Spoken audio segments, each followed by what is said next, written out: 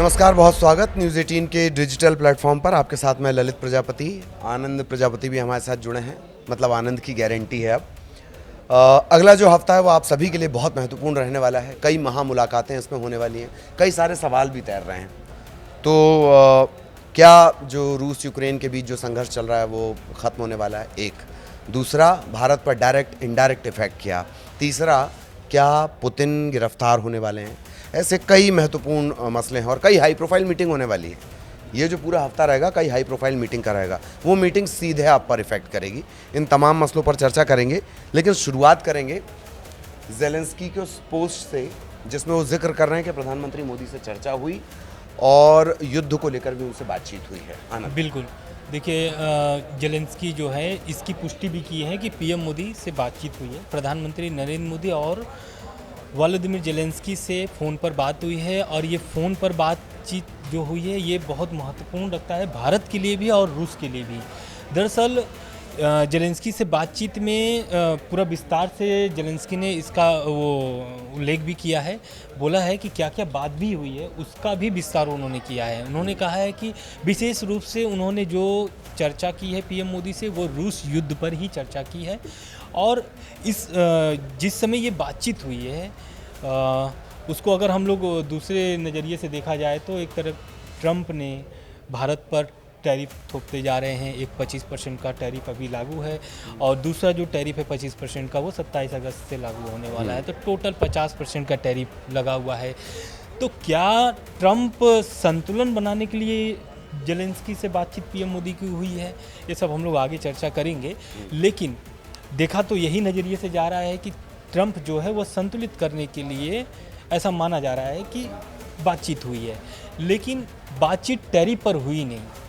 Zelensky ने इसका पूरा ट्वीट करके विस्तार से बताया है कि जो बातचीत हुई है वो हुई है रूसी हमले और ज़ैपोरिज़िया पर एक बस स्टैंड पर जो बमबारी हुई है बस स्टैंड पर, उसमें काफ़ी लोग के मरे जाने की और घायल होने की संभावनाएं जताई जा रही है। तो उसको लेकर के पीएम मोदी से बातचीत हुई है और इस बातचीत को लेकर के प्रधानमंत्री मोदी ने क्या बोला है उस पर भी पीएम मोदी ने ट्वीट किया है और ट्वीट करके इस विषय को जानकारी दी कि हाँ बातचीत हुई है और आगे चल के कुछ ऐसा भी बोल रहे हैं कि रूस के खिलाफ जो है कि अगर प्रतिबंध लगेंगे या आप थोड़ा सा अपना जो तेल का कारोबार है वो थोड़ा कम कर लें तो रूस को इकोनॉमिक एक झटका लग जाएगा। और हकीकत दरअसल यही है, हम उनके अभी सबसे बड़े खरीदारों में से एक हैं। तो क्या इस पर भी कोई बातचीत हुई है? बिल्कुल। देखिए, तेल के मसले पर भी बात हुई है कि तेल आप जो रूस से खरीद रहे हैं उसे न खरीदें। क्यों न खरीदें? अगर आप तेल नहीं खरीदेंगे तो रूस को जो होगा वो वित्तीय पोषण एक तरीके से वो चाहता है कि रूस को आर्थिक नुकसान पहुँचे, और आर्थिक नुकसान पहुँचाने का पूरा अगर देखा जाए तो मतलब ये निकल रहा है कि अगर आर्थिक नुकसान पहुँचेगा तो युद्ध में जो पैसे खर्च हो रहे हैं रूस के, वहाँ पर वो कमी देखने को मिलेगी। तो युद्ध जो है वो रूस की तरफ से थोड़ा कमज़ोर पड़ेगा। तो कुल मिलाकर के ज़ेलेंस्की चाहते हैं कि युद्ध खत्म हो जाए। आगे हम लोग चर्चा इस विषय पे भी करेंगे कि युद्ध खत्म करने के लिए कौन कौन से चीज़ या क्या क्या पड़ाव अभी तक देखने को मिले हैं इन 3 सालों में हुए हैं। कब ये प्रयास हुए उसको भी हम लेकर डिटेल में जाएंगे, लेकिन आज चूंकि हम शुरुआत हमने हाई प्रोफाइल मीटिंग से की है, एक और हाई प्रोफाइल मीटिंग होनी है। 2 महाशक्तियों की ये मीटिंग होनी है। अपने अपने अलग अलग फ़र्क हो सकता है। हालांकि ट्रंप बहुत ज़्यादा हद तक मतलब एक चुने हुए राष्ट्रपति से ज़्यादा कारोबारी नज़र आते हैं, ऐसा संपादकीय में लिखा रहता है। लेकिन अब जब मुलाकात हो ही रही है, इस मुलाकात पर भी नज़र रहेगी और सबकी रहेंगी, पूरी दुनिया को अफेक्ट करेगा। बिल्कुल। देखिए, दरअसल डोनाल्ड ट्रंप और व्लादिमीर पुतिन का जो मुलाकात होने वाली है वो होने वाली है अलास्का में और तारीख है 15 अगस्त का। और इसे लेकर के भारत ने इसका स्वागत भी किया है कि हाँ ट्रंप और पुतिन की जो मुलाकात होने वाली है उसमें भारत के कई फ़ायदे नज़र आ रहे हैं। तो पहला तो क्या है कि ट्रंप और पुतिन की जो मुलाकात होने वाली है, इससे पहले भी क्या ऐसा हुआ था कि मुलाकात हुई थी या बातचीत हुई थी? तो बिल्कुल हुई थी। 90 मिनट की फ़ोन पर भी बात ने ट्रंप ने किया था, जिसमें पूरी विस्तार से बात की थी कि भाई युद्ध को ख़त्म कर दो, और ये जो 3 साल से युद्ध जो चल रहा है इसमें भारी नुकसान हुए हैं यूक्रेन को भी और रूस को भी, लेकिन बात बनती नहीं है। बात अब आती है कि ये जो बैठक होने वाली है, इस बैठक से क्या क्या निकलने वाले हैं। क्या ट्रंप और पुतिन की मुलाकात के बाद युद्ध खत्म कर दिया जाएगा? अनुमान तो यही लगाया जा रहा है, लेकिन इस बीच ये भी अनुमान लगाया जा रहा है कि क्या पुतिन की गिरफ्तारी भी हो सकती है। क्यों? क्योंकि इंटरनेशनल क्रिमिनल कोर्ट ने एक वारंट जारी किया है 2023 में, और ये वारंट जो जारी हुआ था, ये भी जो जारी हुआ था युद्ध अपराध के ही खिलाफ हुआ था, युद्ध अपराध के आरोप में हुआ था कि युद्ध अपराध, और जो क्या बोलते हैं यूक्रेन से जो बच्चे रूस में गए हैं अवैध तरीके से, उसको भी लेकर के आईसीसी ने वारंट जारी किया था पुतिन के खिलाफ। दरअसल अभी हम लोग आते हैं किस पर, फिर से अलक्सा पर ही आते हैं। ये जो मुलाकात होने वाली है, इसमें एक तरीके से अमेरिका और रूस की जो है शिखर सम्मेलन बैठक होने वाली है। ये बैठक 2021 के बाद से अब 2025 में होने वाली है। क्यों? क्योंकि इसके पहले जो बाइडन थे, तो जो बाइडन के समय भी नहीं हो पाया, क्योंकि जो बाइडन भी यूक्रेन के ही समर्थन में बात करते रहे, जैसे कि अभी ट्रंप बात कर रहे हैं। तो अब देखा ये जा रहा है कि जो 2022 से जो युद्ध चल रहा है, क्या इस बैठक से या इस मुलाकात से कुछ निर्णायक फैसला लिया जा सकता है, जिसमें युद्ध खत्म होने की भी बात की जा रही है। लेकिन इससे पहले, मतलब पुतिन और ट्रंप की मुलाकात के पहले कौन कौन से प्रयास किए गए थे? इससे पहले इस्तांबुल में बैठक हुई थी, 3 चरणों में बैठक हुई थी, और 16 मई, 2 जून और 23 जुलाई, ये तीनों तारीखों पर बैठक हुई थी इस्तांबुल में। और इस बैठक में कोई भी ऐसा नतीजा नहीं निकला। क्यों नहीं निकला? क्योंकि यूक्रेन की अपनी शर्तें हैं और रूस की अपनी शर्तें हैं।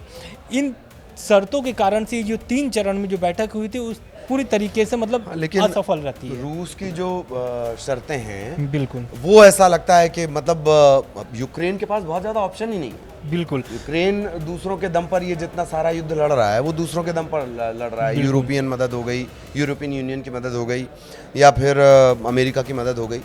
तो यूक्रेन तो इस युद्ध का पार्ट ही नज़र नहीं आता। सबसे बड़ी बात है कि रूस को कहीं ना कहीं अपने हाथ को खींचना होगा, झुकना होगा, थोड़ा कॉम्प्रोमाइजिंग सिचुएशन में आना होगा। रूस की जो शर्तें रही हैं, वही तो सबसे बड़ा पेच है। वरना जो पुरानी बातचीत हुई है, उसी में कोई ना कोई डिसीजन आ जाता। बिल्कुल। देखिए, रूस की जो शर्तें हैं ना, वो 2014 से ही वो मांग कर रहा है। 2014 में जो बॉर्डर थी, उस बॉर्डर पर रूस बात कर रहा है। लेकिन अब जो कब्जे में रूस के पहले से है, जो हम लोग बात कर रहे थे जोपोरिजिया, उस पर भी एक तरीके से वहाँ से रूस चाहता है कि पूर्ण तरीके से सैन्य वापसी हो जाए यूक्रेन का। दूसरा, वो चाहता है कि नाटो में न शामिल हो। तीसरा, वो जो चाहता है वो गैर परमाणु स्थिति जो गतिविधियां हैं यूक्रेन की, वो खत्म हो जाए। तो एक तरीके से यूक्रेन तो पहले जो युद्ध जो अमेरिका ईरान से चाहता है। बिल्कुल। तो अभी क्या है कि जो युद्ध चल रहा है ना रूस यूक्रेन का, पूरा मसला ही इसी पर है कि नाटो में नहीं शामिल होना है। और अभी तक जेलेंस्की का जिद यही है कि नाटो में शामिल होना है। लेकिन अमेरिका ने भी अब इसको स्पष्टीकरण कर दिया है, मतलब एक तरीके से स्पष्ट कर दिया है कि भाई यूक्रेन अब नाटो में नहीं शामिल होगा। इसके पहले की भी अगर आप अमेरिकी नेताओं का बयान देखेंगे, तो उसमें स्पष्ट कर दिया गया है कि भाई यूक्रेन नाटो में नहीं शामिल हो रहा है। और ट्रंप यही इस्तांबुल वाले बैठक में बहुत सारे मामले निकल कर, बहुत सारे बयान निकल कर के आए थे, लेकिन मामला बनता नहीं है। अब देखना ये होगा कि जो 15 अगस्त की बैठक है, उस बैठक को किस नज़रिए से रूस और यूक्रेन देख रहा है। क्योंकि रूस तो पहले से ही चाहता है कि युद्ध खत्म हो जाए, क्योंकि उसकी जितनी भी भारी नुकसान हुए हैं उसको पूर्ति करने के लिए, मतलब उसको फिर से स्थापित करने के लिए काफ़ी समय लगेगा। क्योंकि रूस तो शक्तिशाली देश है, उसके साथ भी बहुत सारे अच्छे दोस्त हैं, जैसे कि चीन, भारत और आपका ईरान। तो अब बताते हैं यूक्रेन की शर्तें क्या हैं, क्यों नहीं इस्तांबुल की जो 3 चरणों में बैठक हुई थी, उसमें क्यों नहीं बात बन पाई। तो पहला तो ये था कि जो खास करके युद्ध यूक्रेन का जो शर्त था, वो ये था कि युद्ध बंदियों को रिहाई किए जाए। मतलब जो रूस में जो बंद हैं यूक्रेनी, उनको रिहा किया जाए, और रूस द्वारा जो यूक्रेनी बच्चों को ले जाया गया था, उसको वापस किया जाए। इन दोनों शर्तों पर, जिसको रूस मतलब एक तरीके से खारिज कर देता है। रूस इस मांग को मतलब एक तरीके से वो बोलता है कि नहीं, ये मांग को पूरी नहीं की जा सकती। हालांकि वैसे तब से अब तक जो है कि युद्ध की इस नदी में बहुत सारा पानी बह गया, तो मुझे लगता है कि रूस भी शायद उस सिचुएशन में आ जाए। एक बड़ी दिलचस्प बात और भी हुई आनंद, कि जिस तरह से इशारा ट्रंप कर रहे हैं कि देखिए कुछ इलाके तो इधर उधर होंगे या कुछ इलाकों को तो देना पड़ेगा। मतलब यूक्रेन से कुछ छीन कर और अपने इलाके की यूक्रेन डीलिंग करेगा जो उससे छीन लिए गए, या जहाँ पर रूस ने कब्जा कर लिया। ये भी अद्भुत संघर्ष विराम या युद्ध विराम इसे कहना चाहिए, संघर्ष विराम नहीं, ये भी अलग तरीके का ही मामला होगा। तो कुल जमा ये कि 15 अगस्त पर सभी की नज़रें इसी वजह से टिकी हुई कि आखिर इससे होता क्या। चर्चा को अब मेरा ख्याल अगले पड़ाव में ले जाते हैं। एक, पुतिन की गिरफ्तारी, और दूसरा ये जो पूरा आईसीसी का घटनाक्रम है, अंतर्राष्ट्रीय आपराधिक न्यायालय, जो पता नहीं एक न्यायालय है पर लोग उसे मानते नहीं हैं, अदालत कुछ इस तरह की इसकी स्थिति है, फिर भी अक्सर वारंट वगैरह जारी करता रहता है। तो थोड़ा सा यही समझेंगे कि क्या पुतिन गिरफ्तार हो रहे हैं। एक बात अलास्का के बारे में एक दिलचस्प जानकारी और दे दें। रशिया का यहाँ कई शताब्दियों तक यहाँ पर रशिया का कब्जा रहा है। रशिया ने ही इस पूरे इलाके को बसाया और बाद में ये पूरा हैंडओवर किया गया किसको? अमेरिका को। अमेरिका का ये स्टेट बना है। तो रशिया का इससे इतना गहरा कनेक्शन है। अलास्का इसी वजह से चुना गया है और रशिया और अलास्का इसकी दूरी है तकरीबन 55 मील के आसपास की। तो शायद ये वजह है कि इससे बड़ी मुफीद जगह माना गया। शुरुआत में नहीं बताया जा रहा था, ट्रंप ने ये बताया कि भैया हम अलास्का में मिल रहे हैं। खैर, तो पुतिन की गिरफ्तारी और आईसीसी, दो ये महत्वपूर्ण बिल्कुल, पहले तो ये समझना होगा कि वारंट जारी क्यों किया। आईसीसी ने पुतिन के खिलाफ वारंट जारी इसलिए किया है क्योंकि जो आरोप के बारे में हम लोग पहले बात कर रहे थे कि जो यूक्रेन का शर्त है कि भाई जो यूक्रेनी बच्चे हैं रूस में उसको वापस किया जाए। तो कुल जमा 2 आरोप लगे हैं पुतिन पर। वो पहला आरोप यह है कि युद्ध अपराध, और दूसरा है कि यूक्रेनी बच्चे रूस में एक तरीके से अवैध तरीके से लेके जाए गए हैं, तो उसको वापस करना। तो इन दोनों आरोपों पर वारंट जारी किया है आईसीसी ने, और ये वारंट जो जारी हुआ है वो 2023 में जारी हुआ है। लेकिन ये 2023 से 2025 के बीच में पुतिन का जो है वो कई दौरा विदेश का हो चुका है, चाहे फिर वो चीन हो चाहे वो मंगोलिया हो। मंगोलिया का बात इसलिए हम कर रहे हैं क्योंकि मंगोलिया जो है वो आईसीसी का सदस्य है। इसके बावजूद वहाँ पर पुतिन की गिरफ्तारी नहीं होती है। तो 124 देश जो हैं वो आईसीसी के सदस्य हैं, अंतर्राष्ट्रीय आपराधिक न्यायालय के। इसमें लेकिन जो देश नहीं आते वो बहुत महत्वपूर्ण देश हैं, ये ख्याल करना पड़ेगा क्योंकि इतना बड़ा जो बात और आनंद, जब मंगोलिया का जिक्र कर रहे हैं तो वही क्यों कह रहे हैं कि मंगोलिया वहाँ का सदस्य भी है फिर भी गिरफ्तार नहीं किया। तो आईसीसी के जो मेंबर देश हैं वो नियमों के चलते बाध्य हैं। अगर कोई इंटरनेशनल क्रिमिनल है, आईसीसी ने उस पर वारंट जारी किया है, तो ये उस देश की नैतिक नहीं कानूनी जिम्मेदारी बनती है, लीगल जिम्मेदारी बनती है, लीगल रिस्पॉन्सिबिलिटी है कि उस इंटरनेशनल क्रिमिनल को या वांटेड को, क्रिमिनल नहीं बोलना चाहिए, उस इंटरनेशनल वांटेड को अरेस्ट करना ही करना है। इसी को आप थोड़ा और डिटेल में समझेंगे, लेकिन कई बड़े देश इसके मेंबर ही नहीं है। बिल्कुल, उसमें जो वो है अमेरिका, चीन, रूस, भारत, इजराइल, म्यांमार। तो इसमें 3 बड़े जो देश हैं, 4 बड़े जो देश हैं वो हैं अमेरिका, चीन, रूस, भारत, इजराइल। ये जो देश हैं इसमें शामिल ही नहीं है। तो जो पहला इस वारंट के बाद जो पहला दौरा था रूसी जो राष्ट्रपति हैं पुतिन, उनका दौरा था मंगोलिया का। मंगोलिया जाते हैं, वहाँ पर उस जगह पर एक तरीके से वहाँ पर वर्षगांठ मनाया जा रहा था, 50वीं वर्षगांठ था मंगोलिया में, उसमें वो शामिल होने गए थे। लेकिन माना ये जा रहा था कि मंगोलिया में वो गिरफ्तार हो जाएंगे, लेकिन वहाँ गिरफ्तार होते नहीं हैं। क्यों? क्योंकि मंगोलिया से जो संबंध है रूस के वो आर्थिक भी है, और एक तरीके से आप देख सकते हैं कि मंगोलिया का एक रूस ने ऐसे समय पर सपोर्ट किया है, साथ दिया है, जहां पर मंगोलिया को खास करके ज़रूरत था। जैसे कि उदाहरण यूक्रेन को अभी ज़रूरत है, जो अमेरिका साथ दे रहा है, खास करके भारत भी साथ दे रहा है। प्रधानमंत्री मोदी से जो बातचीत हुई थी अभी पुतिन से, उसमें पीएम मोदी ने पहले से जो कहते आ रहे हैं वही बात उन्होंने फिर दोहराई। उन्होंने कहा कि हमेशा युद्ध का जो समाधान है वो बातचीत से ही निकलेगा। आप युद्ध करके बातचीत नहीं निकाल, उसके जो निर्णय है उसका आप नहीं निकाल सकते हैं। फिर से हम लोग आ जाते हैं आईसीसी पर। दरअसल जो पुतिन है उनका चीन दौरा हुआ, सऊदी अरब का दौरा किए, यूएई का दौरा किए, मंगोलिया का दौरा किए। यहाँ पर उनका कहीं भी कोई भी गिरफ्तारी नहीं होती है। क्यों? क्योंकि रूस में वो दौरा जब किए थे तो रूस सदस्य ही नहीं था आईसीसी का।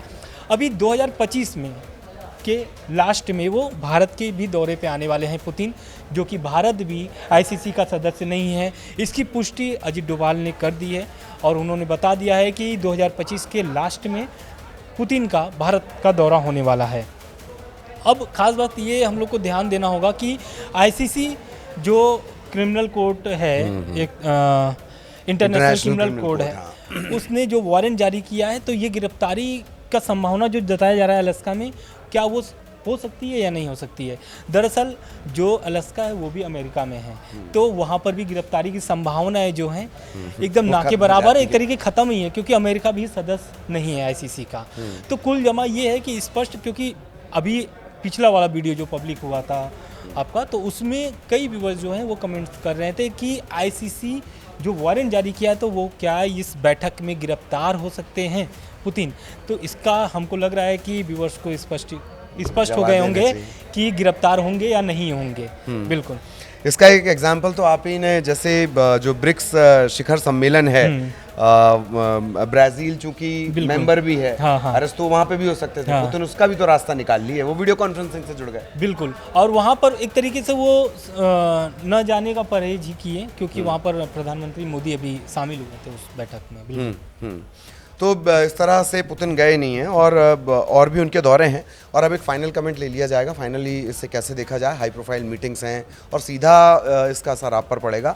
अब एक फाइनल कमेंट कि ये जो 15 अगस्त को होने जा रही है ट्रम्प पुतिन मुलाकात, वैसे मुलाकात ही बड़ा हैरान करती है। जिससे युद्ध के चलते, मैं कह रहा हूँ ना कि शुरुआत में भी हमने कहा कि जिससे युद्ध चल रहा है वो इस चर्चा का पार्ट ही नहीं है। यूरोपियन यूनियन भी यही कह रही है। यूरोपियन यूनियन ये भी कह रही है कि युद्ध के दम पर अंतर्राष्ट्रीय सीमाओं को नहीं बदला जाना चाहिए, क्योंकि रशिया की कोशिश ये कि जिन इलाकों पर उसका कब्जा है वो उसे मिल जाएं, मिले रहें। तो इन सब के बीच एक फाइनल कमेंट इस मुलाकात का, जो महाशक्तियों की मुलाकात है। बिल्कुल, तो देखिए, जो पहली बात तो हम लोग को ये ध्यान देना होगा कि 3 साल से ये युद्ध चल रहा है, और अमेरिका शुरू से चाहता था कि युद्ध ना हो। भले यूक्रेन का वो सपोर्ट कर रहा है, खुल के सपोर्ट कर रहा है, हथियार से लेकर के, आर्थिक रूप से लेकर के, लेकिन अब अमेरिका चाहता है, क्यों, जब से ट्रम्प आए हैं 19 जनवरी को उन्होंने शपथ लिया, उसके पहले ही वो ठान लिए थे कि 100 दिन का उनका टारगेट था कि ये 100 दिन में दुनिया में जहाँ जहाँ युद्ध हो रहे हैं वो ख़त्म हो जाएंगे। हम लोग को देखने को भी मिला कि इजराइल में, जो इजराइल गाजा का युद्ध था, इजराइल हिजबुल्ला से युद्ध था, इजराइल हमास से युद्ध था, लगभग सभी जगह पर सीज़फायर हुए, लेकिन रूस यूक्रेन का जो मामला था वो अभी तक चलता ही आ रहा है नियंत्रण, और एक तरीके से 100 दिन का जो टारगेट था वो कब का बीत भी गया। अब ट्रम्प चाहते हैं कि जो वो वादा किए थे लोगों से उसको पूरा किया जाए। तो ट्रम्प कोशिश में यही है कि जो युद्ध चल रहा है, युद्ध विराम हो जाए, ख़त्म हो जाए, और जो अभी एक तरीके से भारत पर जो 50% का जो टैरिफ लगाया गया है, इसी के आड़ में लगाया गया है कि भाई रूस से आप तेल खरीदते हो और तेल खरीदने वाले देशों पर टैरिफ लगेंगे, चाहे वो ब्राज़ील हो, चाहे फिर वो भारत हो। तो भारत पे जो 50% टैरिफ लगा हुआ है, तो हो सकता है 15 अगस्त की जो बैठक होने वाली है पुतिन और ट्रम्प से, इस बैठक के बाद, क्योंकि 27 अगस्त से 25% टैरिफ भारत पर जो लागू हो जाएंगे, तो हो सकता है कि इस बैठक के बाद वो लागू न हो, या फिर ट्रम्प बहुत सारे फैसले बदल भी देते हैं। हो सकता है इस बैठक के बाद ट्रम्प फैसले बदल भी दे। क्यों? क्योंकि अभी चीन पर जो टैरिफ लगे थे उसको फिर से वो बढ़ा दिए हैं। चीन पर टैरिफ जो लगे थे वो फिर से बढ़ा दिए हैं, तो कहीं ना कहीं भारत भी ये इस बैठक को लेकर के खास नज़र बनाया हुआ है, क्योंकि अभी मास्को के दौरे पर भी थे अजित डोभाल। जब ये टैरिफ की बात हो रही थी तो उस समय मास्को में ही मौजूद थे अजित डोभाल, और बाकायदा पुतिन से मुलाकात भी हुई है इस विषय पे। तो अब ये 15 अगस्त की जो बैठक होने वाली है, ये बहुत ही महत्वपूर्ण है भारत के लिए भी, यूक्रेन के लिए भी, रूस के लिए भी, और अमेरिका के लिए भी, ऐसा देखा जाए तो पूरी दुनिया के लिए भी इसका सीधा असर पड़ेगा, क्योंकि ये महाशक्तियां हैं। अब ट्रम्प की बात आपने कर दी है, तो आजकल वो जबरन युद्ध रुकवा रहे हैं। तो अगर मतलब ये कर रहे हैं, वो ऐसे ऐसे मुल्कों में युद्ध रुकवा रहे हैं, कहीं नहीं रुकवा रहे हैं तो उसका ऐलान कर रहे हैं कि नहीं, हम नहीं रुकवाया। 37 बार तो यही बता चुके हैं भारत पाकिस्तान का युद्ध उन्होंने रुकवाया है। हो सकता है, अच्छा, जिनका युद्ध रुकवा रहे हैं वो बाद में टीवी पर आकर कहते हैं कि ट्रम्प को तो नोबेल मिलना चाहिए, ये एक्स्ट्रा हम आपको डोज दे रहे हैं, ट्रम्प को नोबेल मिलना चाहिए। तो आपके मोहल्ले में अगर कोई झगड़ा हो रहा है, सड़क का हो रहा है, नाली का हो रहा है, टोटी वगैरह का हो रहा है, कोई आपकी टोटी चोर के ले गया, बकरी चोर के ले गया, तो आप ट्रम्प की मदद ले सकते हैं। इस तरह से आजकल वो भाव में कहते हैं जिसको, मदद कर रहे हैं बिल्कुल। तो खैर, ये चर्चा यहीं पर ख़त्म करते हैं और आगे भी इससे जुड़े अपडेट आप तक पहुँचाएँगे। नमस्कार।